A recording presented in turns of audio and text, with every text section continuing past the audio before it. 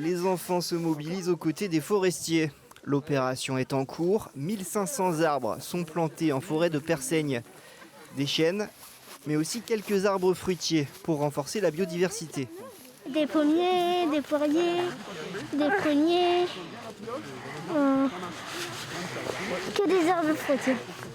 Si on n'en replante pas, après, y en a qui les coupent pour faire des feuilles, des chaises et tout. Et du coup, après, il n'y en aura plus. Pendant 2 jours, les élèves des écoles de Mamers et de Saint-Paterne vont se succéder. Objectif, agir pour la préservation de la forêt et les sensibiliser à l'environnement.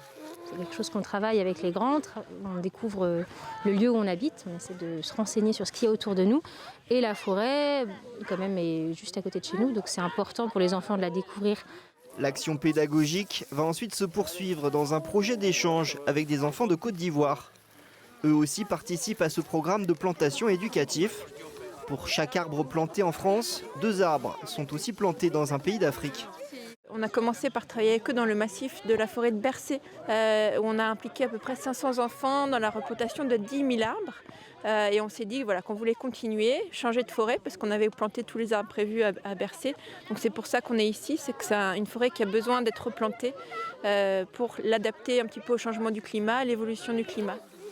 Ainsi, ce sont des valeurs qui sont transmises aux enfants, celles de la protection et de la préservation de la forêt.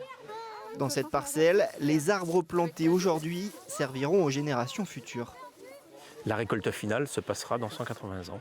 Voilà, donc avec des étapes tout au long de ces 180 ans, où on va intervenir en travaux, on va intervenir en éclaircie, pour récolter des bois de différentes qualités, avec des débouchés très variés. Le chêne offre des débouchés très diversifiés.